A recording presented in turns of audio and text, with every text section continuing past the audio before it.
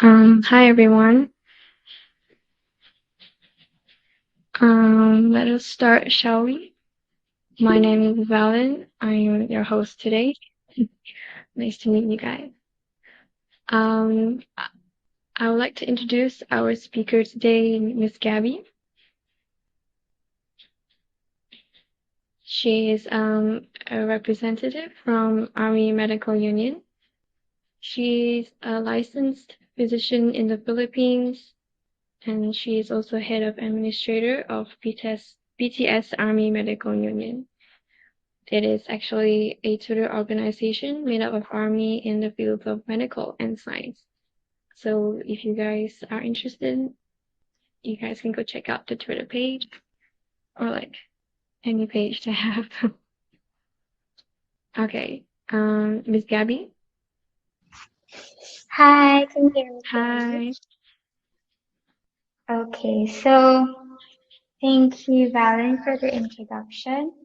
I'm going to share my screen now so we can start with the lecture. Thank you, everyone, for coming, by the way.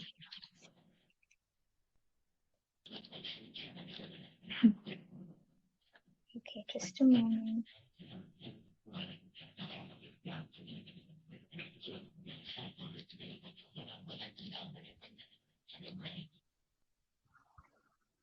Okay. Valen, is my slide, my presentation working? Can you see it? I can see it. Okay. Okay, so welcome again, everyone, for in this talk about medicine. Um, I would just like to say that the world of medicine is probably something that you're all familiar with, especially during these times since we're in a pandemic. And you would probably see a lot of discussions about the field of medicine because of COVID. Anyway, as Valen has introduced me, I'm Gabby. I'm a licensed physician in the Philippines. I'm currently training under obstetrics and gynecology. So it's a branch of medicine that specializes on giving birth to women, reproductive health problems, gynecologic problems, and many more. And also, I'm one of the head administrators of BTS Army Medical Union. So before we start with my lecture on medicine, I would just like to introduce to you our organization. It's BTS Army Medical Union. It's at Army Med Union on Twitter. It was created July 31, 2020. Currently, we have 8 head administrators, 31 admin staff all over the world, and many departments. We have medical academics, which I'm the head administrator of.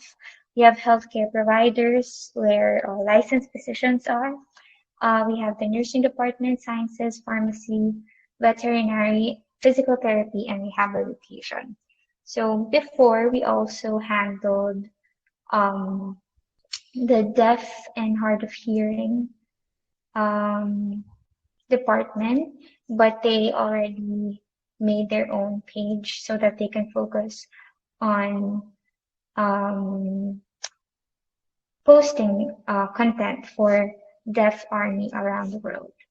So we just want to make it clear that we do not consult or prescribe to our Twitter page. So we do get a lot of DMs asking for prescriptions or consults. It's really very hard to do that. Even if we have licensed physicians, it's really hard to do that because you can't see the patient. So we just wanted you guys to know.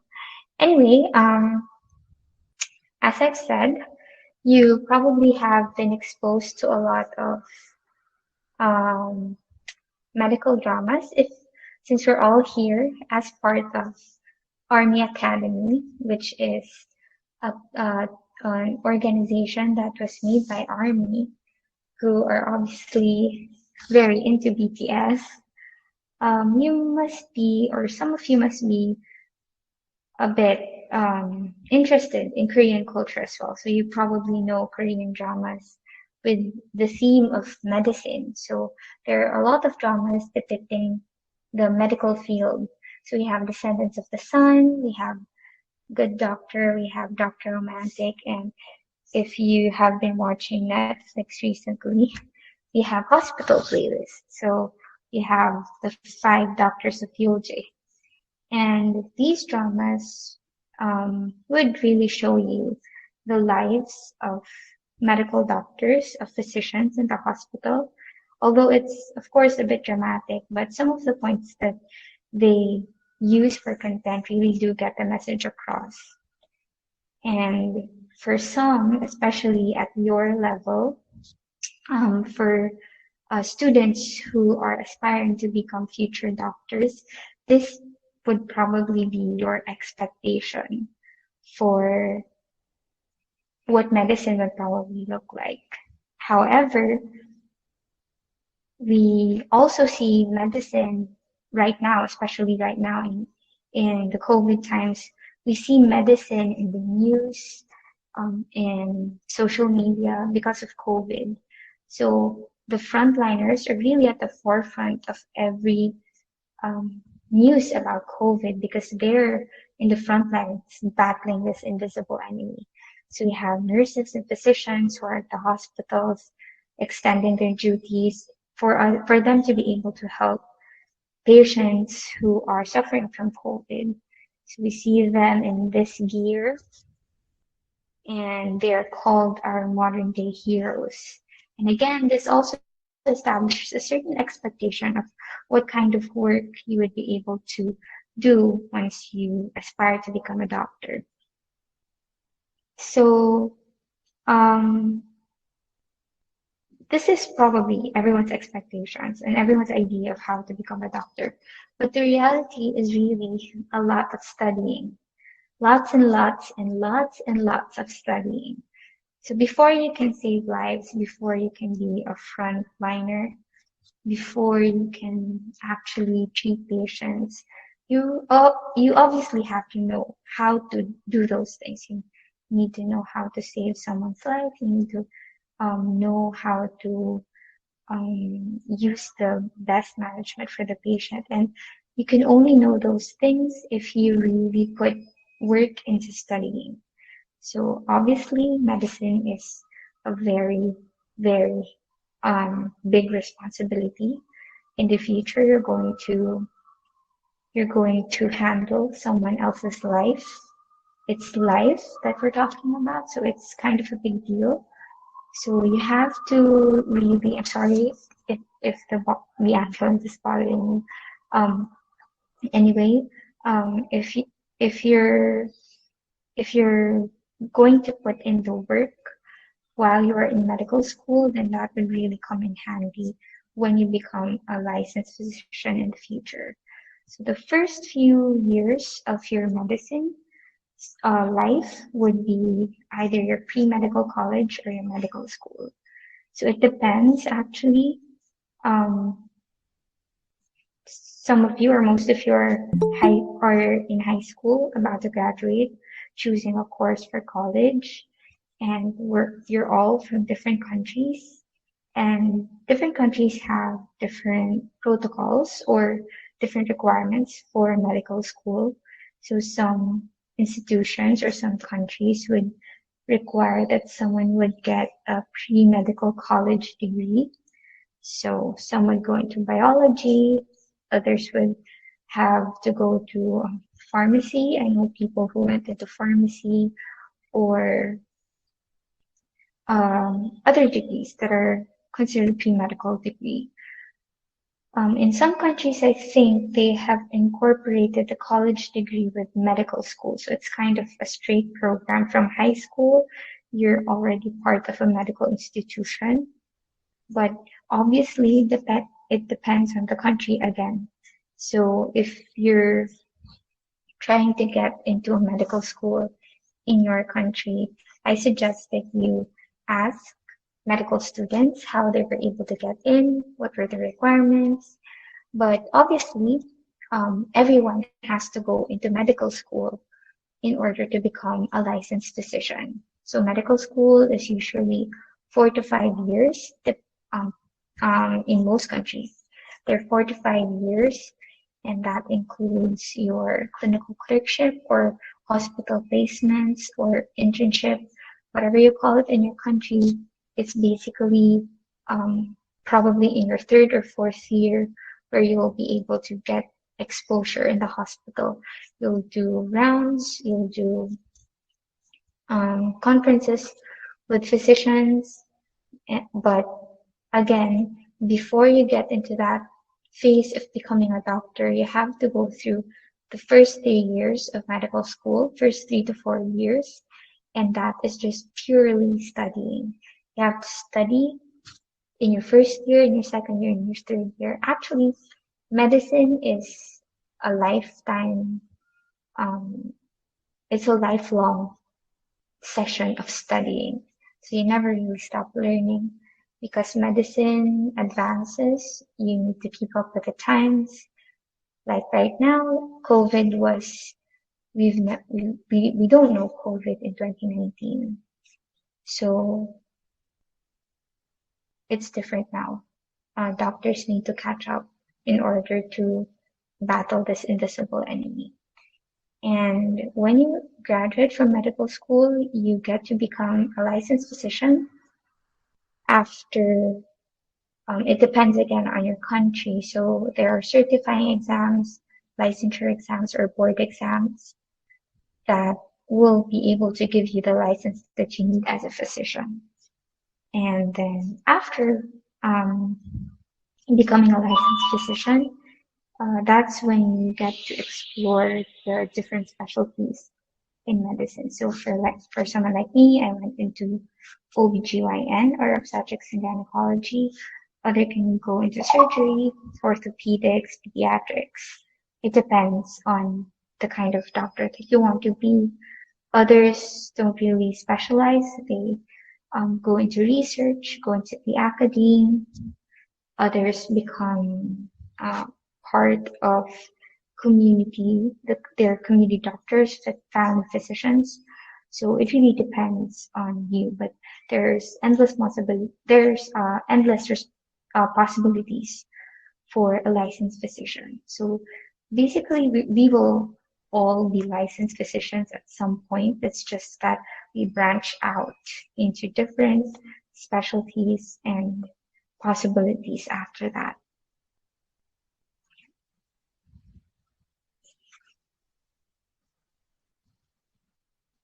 Okay, so I just want to cut the presentation short first, but were you able to get the gist of that part somehow before I go into the next part of the presentation? And can you also hear me clearly? Okay. Okay, so I'll continue, and at the end of my lecture, I'm going to respond to some of your questions if you have. So let's start the next part.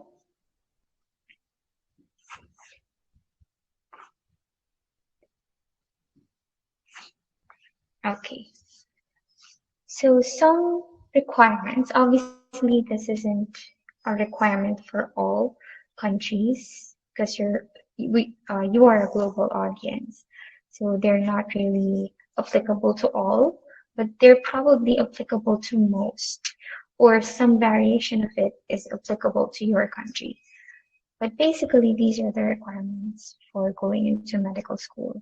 So of course, you need to have an educational background.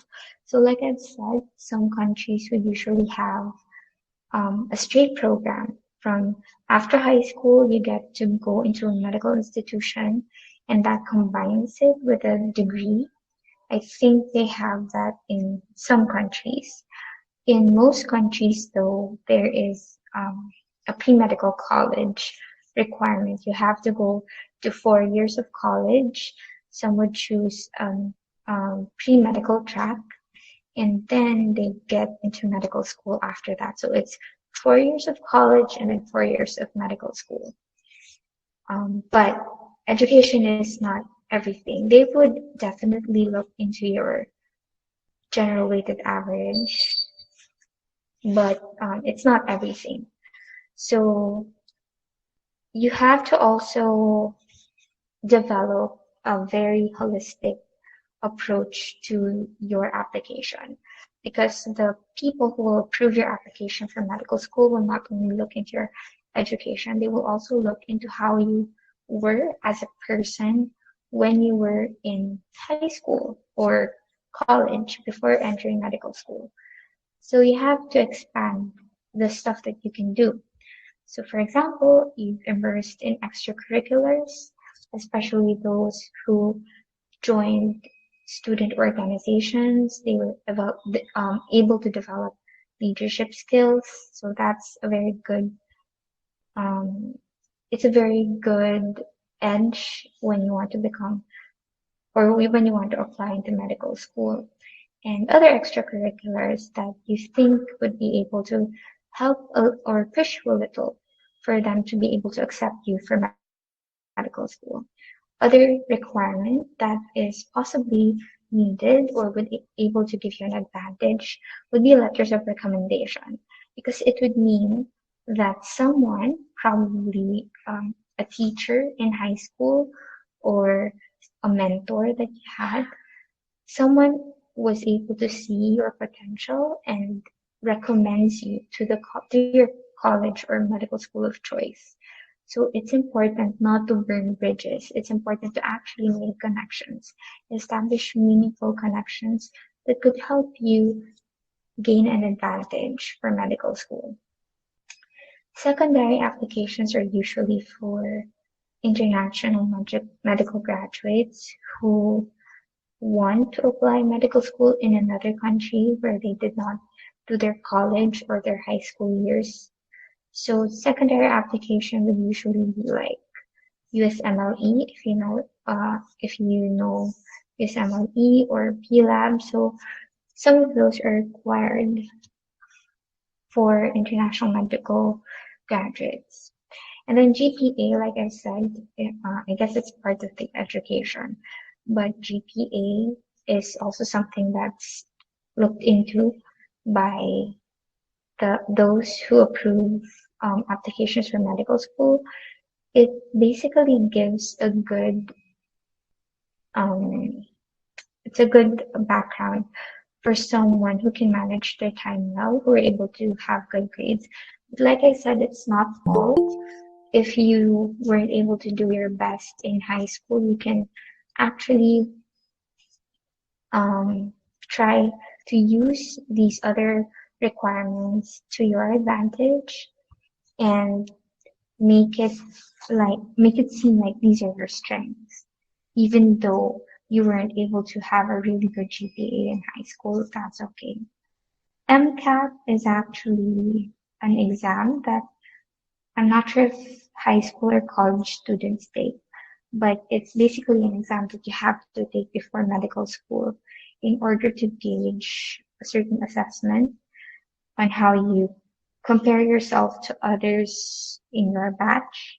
So, for example, in the Philippines, we have an exam called the National Medical Admissions Test, and it's taken by everyone in the country on certain dates, and we are graded based on our percentile rank. So there's there are scores from 99 to 1.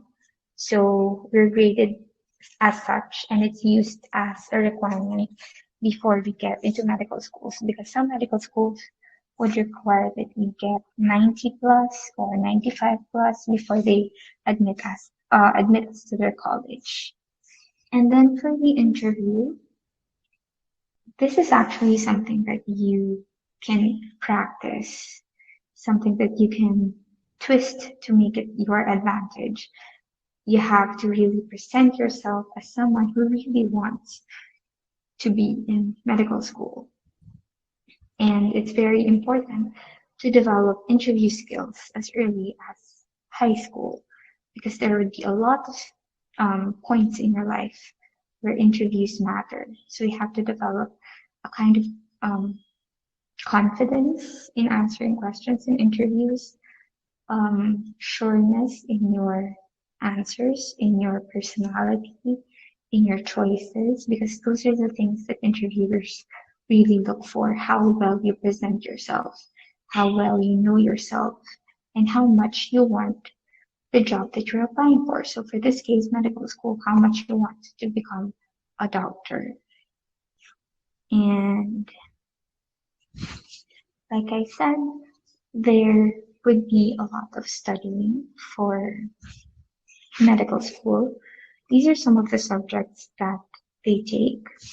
So physiology is the study of the processes that happens in your body, anatomy, the human body, biochemistry, these are biomolecules, and very minuscule look at your body and how they work. You have neuroanatomy, the anatomy of the brain.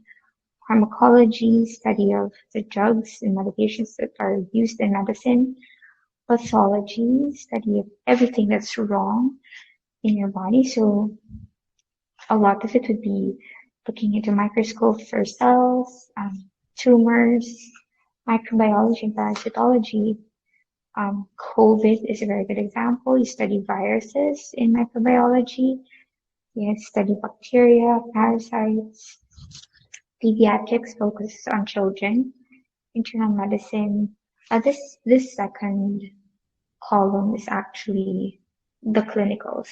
So a lot of doctors actually specialize in these fields. So for pediatrics, it specializes on children. Internal medicine for adults. Obstetrics and gynecology, that's what I'm training for. Again, for pregnant women, giving birth, gynecologic problems, reproductive health. Surgery, you have orthopedics, otolaryngology, ophthalmology, you have cardiothoracic, you have neurosurgery, study of the brain. You have radiology and nuclear medicine. So these are the physicians who look into your x-rays, your CT scans, your MRIs. They do intervention through ultrasound or ultrasound assisted intervention. You have family and community medicine, and you also have legal medicine or the laws in medical school. So again, it's actually just because you study these in medical school means that you have to forget them after. Like I've said a while ago, it's actually a lifelong process of learning. So for physiology, I think I've studied it. I had to learn and unlearn it and learn and unlearn physiology for so many years because of course I won't be able to retain everything that I learned from my first year of medical school. So I have to study it again, even as a second year student, as a third year student, as a fourth year, I had to study it for my board examination to get a license. And even now that I'm in a totally different field, I'm in obstetrics and gynecology, physiology is still part of it. So basically, these subjects will actually be something very helpful for you for so many years to come. If you really want to become a doctor, you have to study them all the time. Of course, it gets more focused, and of course, you will retain them more and more. So you study less of it from time to time, but you will still definitely encounter them, and you will still definitely need to refresh your knowledge on these matters. Because again, medicine is a lifelong process of learning. So I've discussed everything about how to become a doctor, what subjects you have to take, the requirements that you need to submit before applying for a medical school. But I think for me personally, medical school is actually, if not, it's probably 80% willingness and determination. And then you just have to go through the subjects day to day. So I think right now where you're high school students who are about to graduate and you're looking into career choices that you can pursue after high school graduation, and you're given so many options into becoming the people you want to become in your future, chasing your dreams. So it actually requires a lot of determination, and medicine requires so much of it. It requires not only determination, but also discipline and also your passion for it. So again, you'll study every night and every day. Of course, you will get better at it eventually because you will do it every day. You will get to expose yourself to it. But you have to also, again, be holistic as a person. Everyone you meet in medical school is just as smart as you are. You're all studying the same things. You're all studying the same subjects. You're all going through the same processes. But you have to also be someone different as a physician in your future practice. You need to be able to make yourself stand out or differentiate yourself from others, and you can do that by honing your other strengths. For me, I was able to hone my strengths in medical school. I joined organizations. I did extracurriculars. I actually did a lot of dancing in medical school because I found it to be something that relieved my stress. I also enjoyed a lot of things while doing medical school because it exposes me to the real world. Because in medicine, when you get into the hospital, you actually have to be able to talk to your patients, and you can't just talk to them about the books that you've read or the stuff that you've studied for 3 years. You actually have to start conversations with them, and that would only happen if you've exposed yourself enough to a lot of things in order for you to experience more things and hone your strengths. So just like what Jungkook said, there's something new to learn every day, and I encourage you all to find something new to learn because it will add to the kind of doctor that you will be. It will give you a certain brand of the kind of doctor that you want to be, and it will give you a certain edge because that is different from another doctor. As I've said, you've all studied the same thing. You're all doctors. You're all smart, but this doctor is good with patient interaction. This doctor is good with spatial evaluation. So it really depends on the kind of personality and the kind of experiences that you had for you to be able to stand out or have an edge as a doctor. Another big chunk of medicine is actually failure. So failure, actually not just in medicine, but in a lot of careers, you actually will have to fail a lot of times because in failure, you learn. In success, you got success, but in failure, learning is much more pronounced. It's much more apparent. It's much more of a big deal. So it's part of life and you have to embrace it. And in medical school, there's a lot of failures that come along your way. You study a lot and you fail a lot. And that's okay. That happens because as I said, it's actually good to have those failures early on while people are guiding you, while your professors teach you, while your consultants teach you, as compared to having a lot of failures when you're alone in practice already. So you have to make every failure as a learning opportunity. You have to know why you failed and you have to work on it. Yeah, you actually have to expect this in medical school. If you were someone who had good grades in high school, a straight A student, or someone with a very good GPA, in medical school, you might get shocked that the kind of expectations that you had in high school would be different in medical school. Sometimes you can't get the 90% that you want, Sometimes a 75% or passing mark is just as good. Sometimes it's even your goal, and that's okay because medicine is really hard. You just have to better yourself year after year and learn from the mistakes that you made before. So again, don't be afraid of failure. Failure is actually your best friend because it will help you grow. It will challenge you to become a better doctor. And you have to expect that you will have a lot of failures in medical school.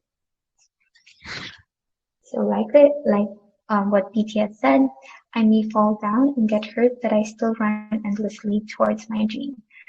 So as long as you have the courage to chase your dreams, despite the failures and the mistakes, you still have to run endlessly towards them. Like what Yogi said, as you and I continue on this life, we will find ourselves in so many situations out of our grasp.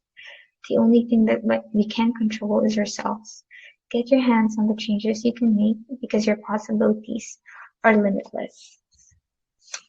And Jin also noted that sometimes comparing yourself to other people who are studying with you, for example, in medical school, everyone has a certain pace and you just have to focus on your own because their pace is not your own. So you have to just slowly trust yourself that you will be able to progress on your own. You will be better than yourself yesterday.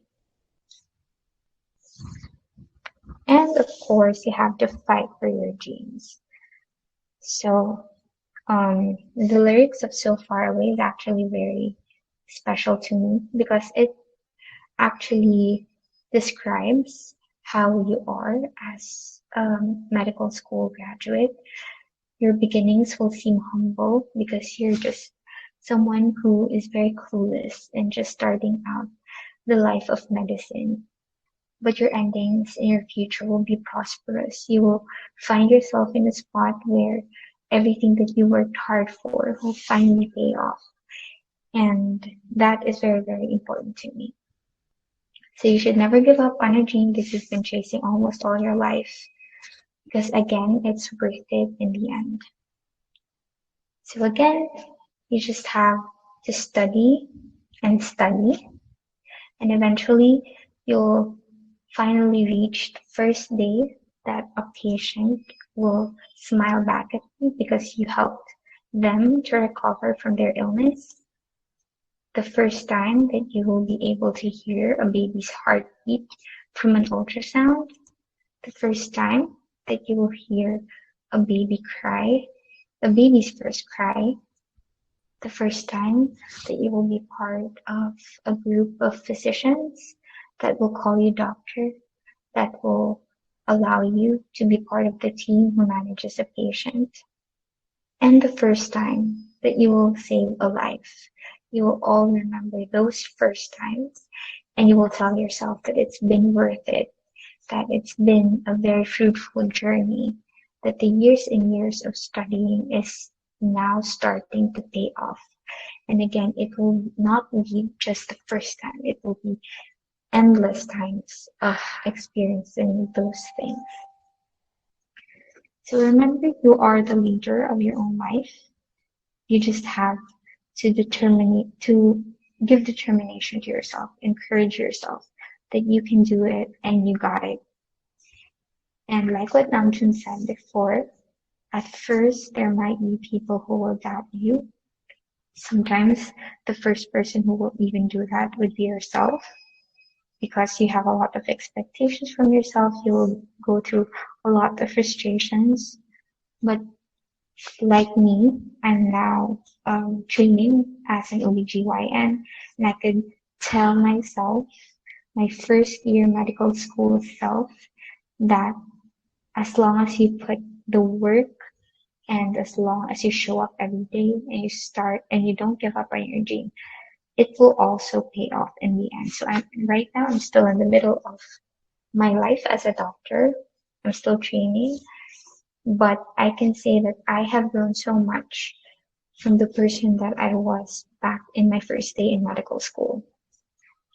Everyone starts as a rookie. Never forget that everyone starts as a rookie. You can't be the best person, the best doctor on your first day of medical school. What's important is that you train for it, you give determination to yourself, you encourage yourself, you never give up. You have to become a team player, you have to love the people around you and work with them because they will eventually be your colleagues in the future. Just remember that everyone starts off as a rookie, but eventually everyone will also have their successes despite the failures, the breakthroughs despite the breakdowns, and eventually you will find yourself prosperous at the end of everything.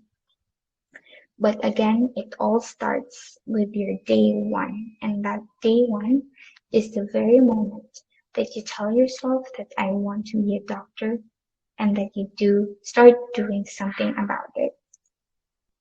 So as someone from the other side of everything, I look forward to the day that you will stand and tell us your own story. Probably years from now, some of you who will pursue medicine will also give this talk to a lot of younger generation um, of students who also want to pursue a career in medicine.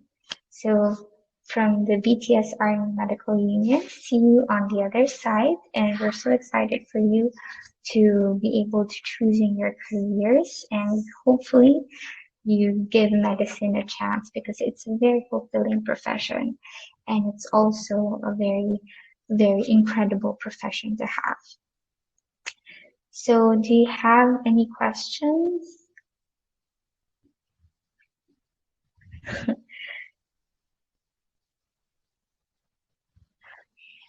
Oh, actually, I'm not sure if it applies in your country, but in my country, some of our medical schools actually accept any college degree course. I actually have a friend who is a culinary arts major in college, but she's now a doctor. She's now an ophthalmologist.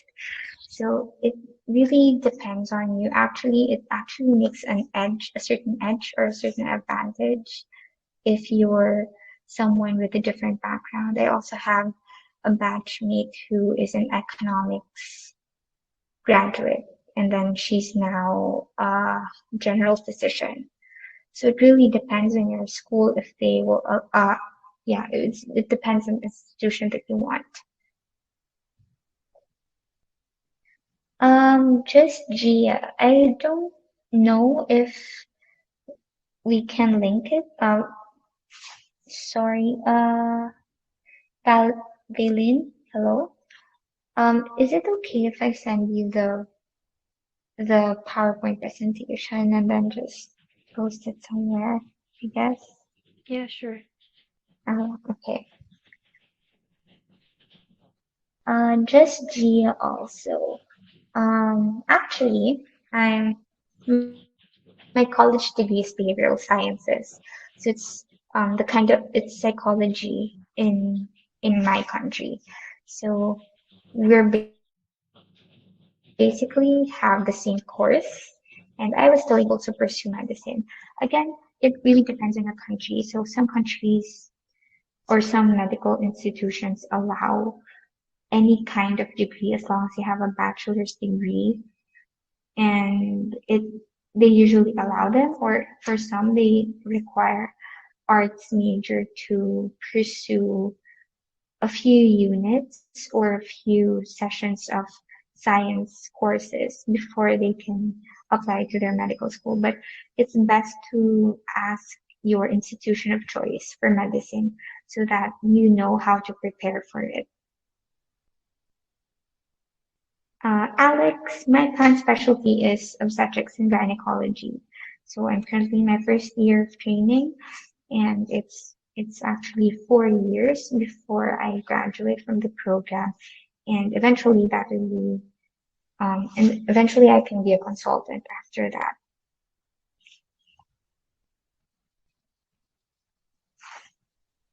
Okay. SAT. Yes, volunteering is very much something that people of the Board of Admissions usually look into, because it means that you have other interests, you're very community oriented, you have a heart for volunteering. It tells them about the kind of person that you are. And medicine is actually a lot of those things. You're basically medicine is a profession that focuses on service. So if you have extracurriculars that revolve around service, around leadership, it really looks good for admission, board of admission. Deborah, yes, I actually wanted to become a doctor since I was in grade school, elementary, I think, middle school, whatever you call it in your country. But ever since I was little, I really wanted to become a doctor. So I couldn't really see myself in another profession.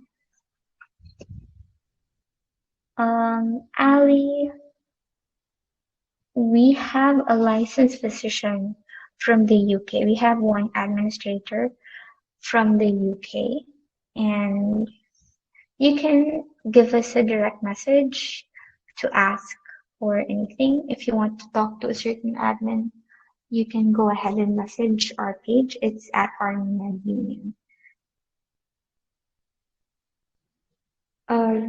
Rita, it's something that you have to learn. Controlling your emotion with the patient when you first started practice. You have to, well, obviously you have to observe first the people who are older than you, your seniors.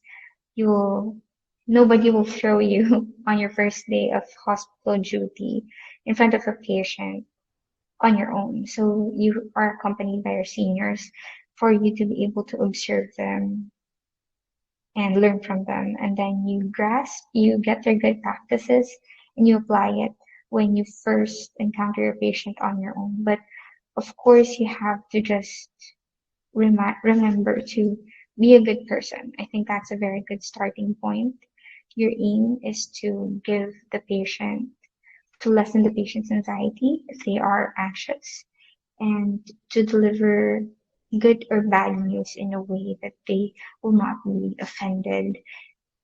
And yeah, I think you have to develop your people skills. Again, it's important to give yourself a holistic background, a holistic approach as you study medicine, because it will be really very helpful when you practice in the future.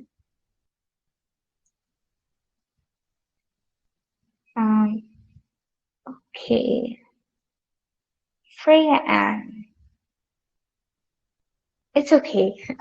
Making typos and being clumsy is sometimes not, I mean, sometimes it can't be helped. But of course, if it's something that would endanger someone's life, like for example, when you just have to double check whatever you type, whatever you write, you just have to double check it, especially if you're already a physician, if you're already practicing and you're giving doctor's orders to the nurses to carry out the orders that they need to do to the patient. For example, you're prescribing a medication and you had a typo, you were clumsy, you wrote something different. It will really give a big mismanagement. So it's okay to make typos and be clumsy. It's really part of life, but you just have to double check. You can't. The first thing that you have to consider is the betterment and the safety of the patient. So just make sure that you are sending them home with the right prescriptions, with the right instructions.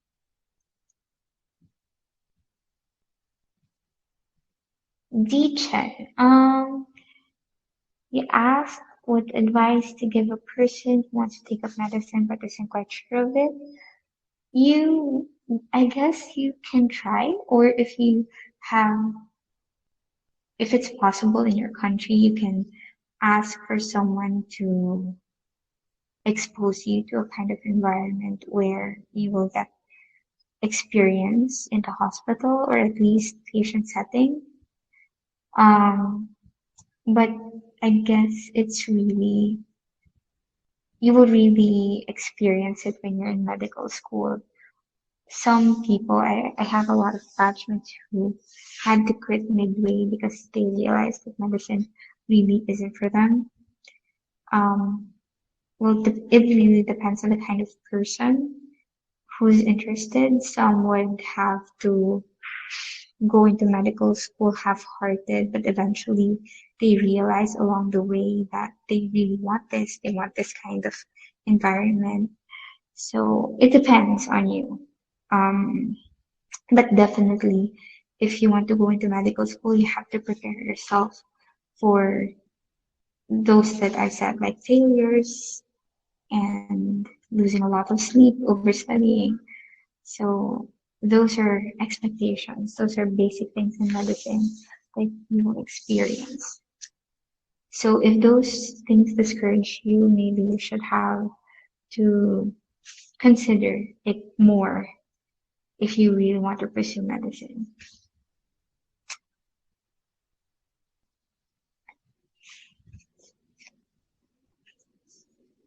Okay, Lee Chen, what are some important things you think one should know before pursuing medicine? Um, I guess you have to ask your seniors about it, but basically expect a lot of studying. And if you're in a pre-medical college and you have a science course, a lot of people already have an advantage for the basic sciences that you will take up in your first year of medical school. So it would help. But if you want to study, I guess, beforehand, that would also be very helpful. But I think, but 80% of it is really your mindset.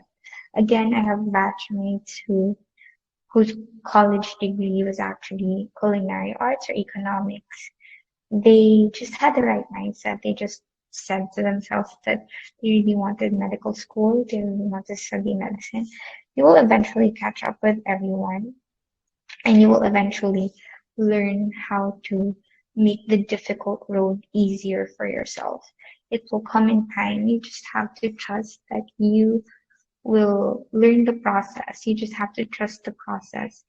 And even though it's difficult at the start, trust that it will soon get better because you will get used to it.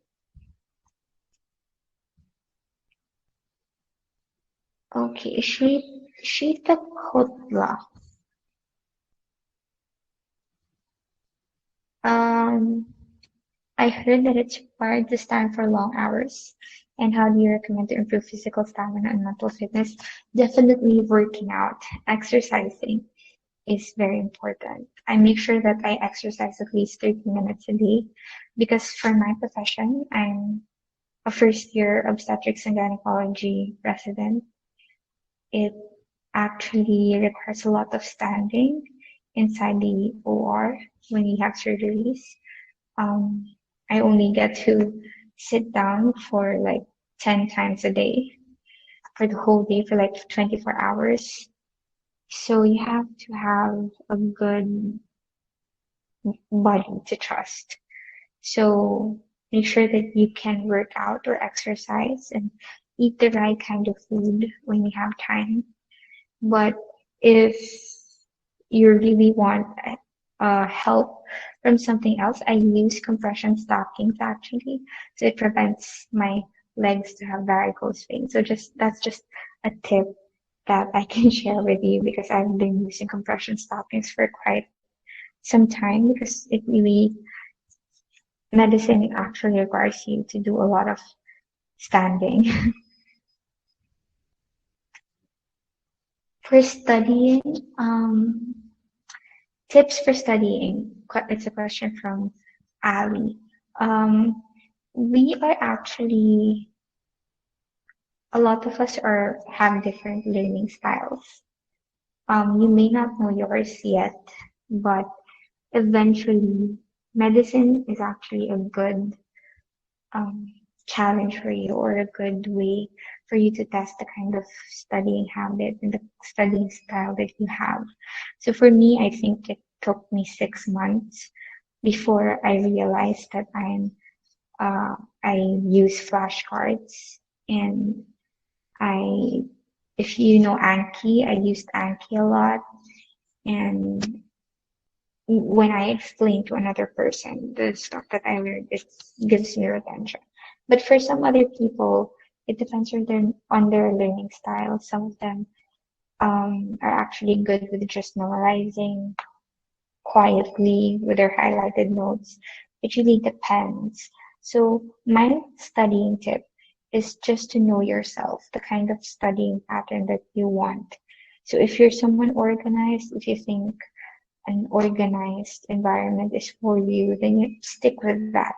When you find your mojo, you have to just stick with that for the rest of your medical school life, because it will help a lot if you know your study style.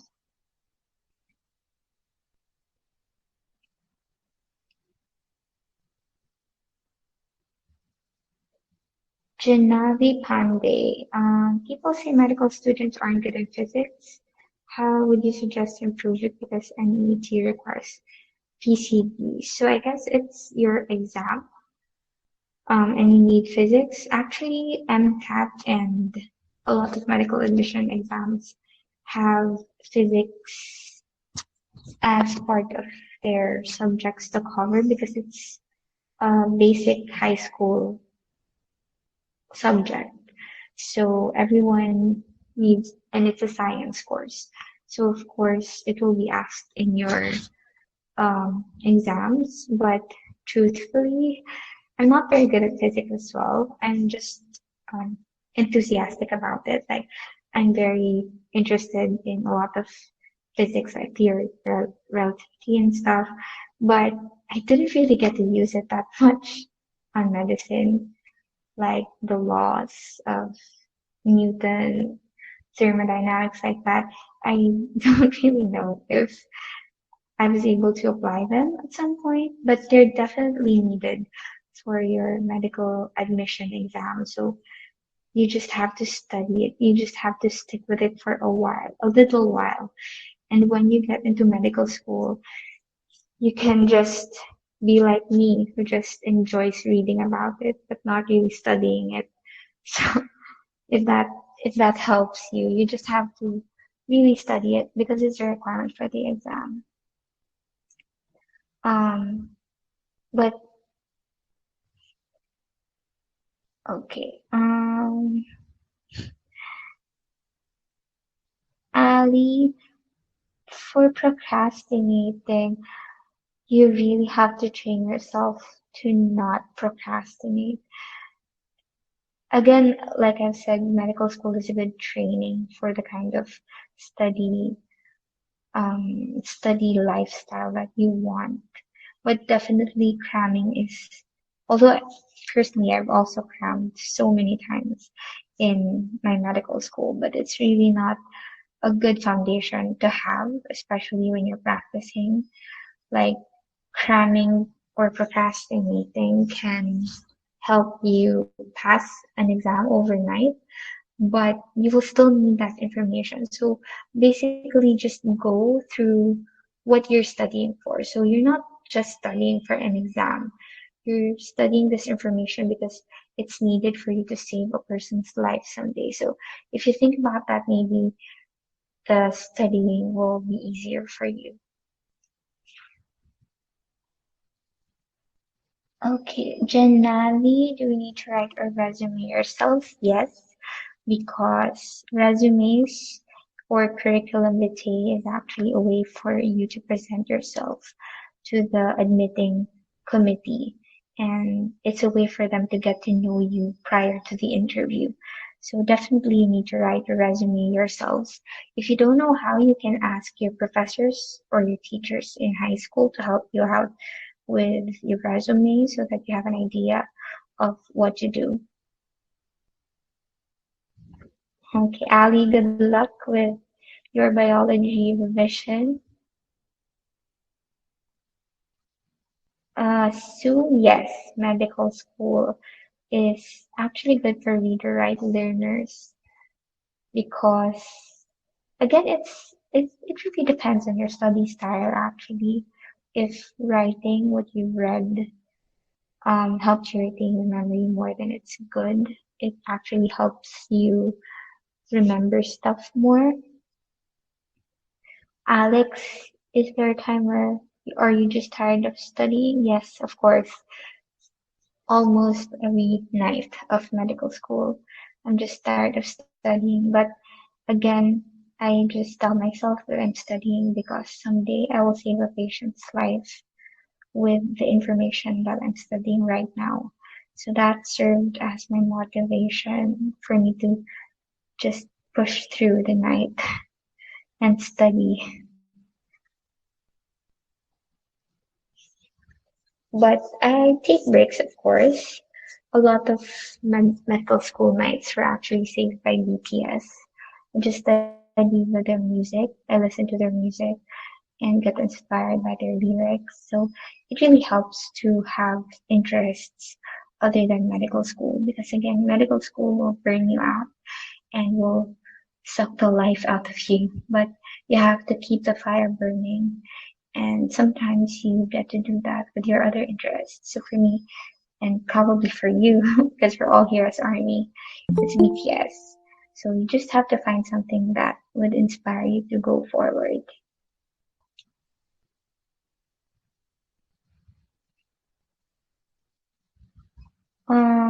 Generally, yes, there are so many blooms and grace while working. You just have to trust that nothing lasts forever. So the bad parts and bad days will also end, and sometimes you just have to make the best out of it. Sometimes there are days where I'm actually just working on my bare minimum, like I can't be at my very best, and that's okay. Just barely surviving is progress too. As long as you get to the other day, that's good. Ali, medical school can be competitive and it can also be a very nurturing environment, but definitely it depends on the people you surround yourself with. So I think you have to make sure that you're surrounded by good people who will not treat you as their competition, but as their colleague in the future, because basically you're all going to be each other's colleagues someday. And I think that's a good mindset to have, and it's good to surround yourself with people with that kind of mindset as well. Um, Chen, maybe this is a silly question, but do you naturally get used to all the blood in dead bodies, organs during practicals in med school? Yes, definitely yes. I have batchmates. As second year medical students, we were actually required to draw blood from each other. As first year medical students, we had to dissect cadavers. I had classmates who became queasy during our first days of it, but eventually they got used to it. When we got into our fourth year rotations, we were extracting bloods left and right, and they were already used to it. So I guess it's really just a matter of experiencing it all the time, and you will get used to that. Sometimes you ought to give up when you reach your breaking point. How do you keep up with it? Um, like I said, my mindset is really no bad day lasts forever, no bad moment lasts forever. So it eventually ends, and that dread of giving up on your dreams and everything would eventually fade away when you ground yourself in the idea of why you started that kind of dream in the first place, why you pursued it in the first place. As long as you have that reason or that determination, nothing can make you quit or nothing can make you give up from chasing that dream. But if it's not for you, if you realize that it's really not the kind of lifestyle that you want, it's not the kind of dream that you want, it's okay to also give up and pursue the dream that you really want. So it's important to know what you want deep inside, because it will really say a lot for the decisions that you make. Okay, Gen B.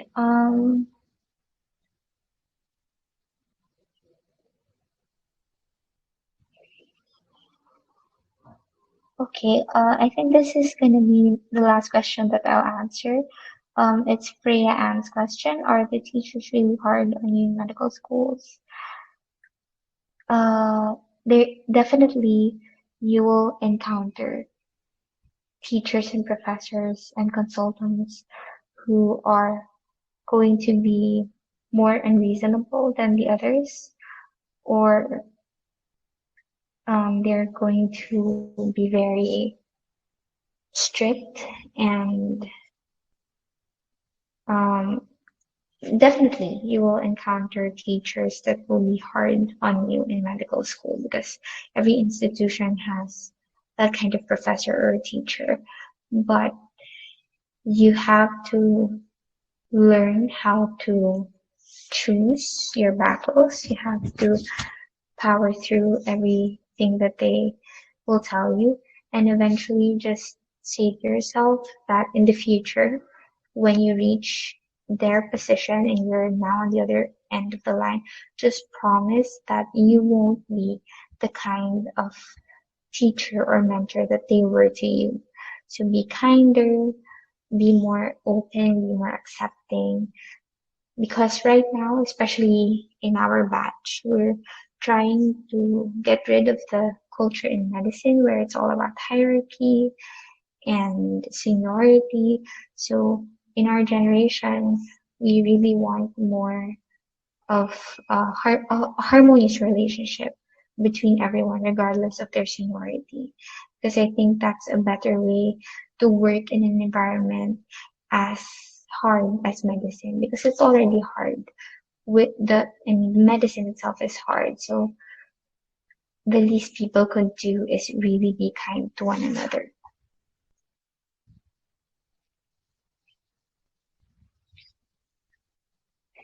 Okay, last question from Janvi. Is it really bad if you see a psychologist? Definitely not. If you think that it's what you need, because seeing a psychologist is really seeking help from an unbiased professional, and it's really good to know and to ask for help, especially when you need it. So we're all breaking the stigma of seeking medical help for psychology, and it's really good that the younger generation is actually the younger generation is actively promoting mental health awareness. So if you need to see a psychologist, it's okay. You have to inform your parents about it if you're a minor, so that they can help you with it, and just be honest with everyone and tell them that you want to see a psychologist, because it's a way of taking care of yourself and loving yourself. So it's definitely not a bad idea. Okay, so I guess that's the end of the question and answer part. Um, thank you everyone for coming to this lecture. And sorry, before I end, I just want to promote something from BAMO, because we have an ongoing birthday campaign for Jimin, and it's the Jimin's Promise campaign. So it's a COVID-19 vaccination campaign to address vaccine hesitancy, misinformation, and inequity.